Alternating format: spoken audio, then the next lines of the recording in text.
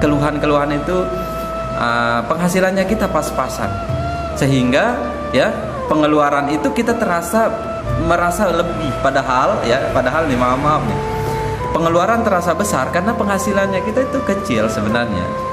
Ya, bukan berarti pengeluarannya kita besar gitu ya. Dengan nominal bukan. Pengeluaran itu terasa besar ketika kita itu memiliki ataupun mempunyai penghasilan yang kecil sebenarnya. Contohnya kayak begini nih, ada orang nih, misalnya kayak begini nih, pengeluarannya taruhlah 3 juta satu bulan. Ini pengeluaran rumah tangga ya, 3 juta satu bulan. Nah, terus penghasilannya dia 3.500.000. Nah, jadi spare-nya itu cuma 500.000. Nah, jadi dia tuh kelihatan kayak gimana ya rasanya gitu. Nah, ada juga seseorang itu dia tuh pengeluarannya misalnya 5 juta atau 6 juta lah ya. Dia tuh pengeluarannya satu bulan 6 juta pengeluarannya, tapi penghasilannya itu 15 juta. Nah, kira-kira teman-teman mau pilih mana nih? Ya, pengeluarannya 3,5 juta, 3 juta, penghasilannya 3,5 juta, atau pengeluarannya 6 juta tapi penghasilannya 15 juta. Coba kalau kita itu bayangkan dengan nominal, ya jelas pengeluaran yang besar itu 6 juta kan.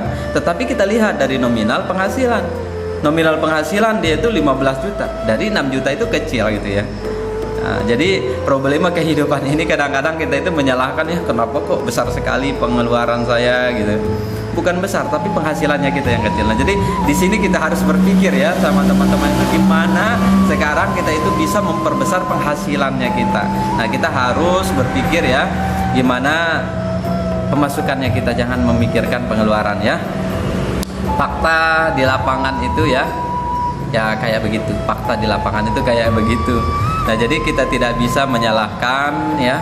Kita yang paling penting ya, yang menonton video ini harus berubah. Jangan menominalkan berapa pengeluaran, tapi kita harus kita harus ngebut untuk harus ada harus adalah perubahan dalam kita. Setidaknya kita itu mempunyai impian ya untuk lebih besar penghasilan, dari otomatis pengeluaran itu pasti kecil rasanya kayak gitu ya.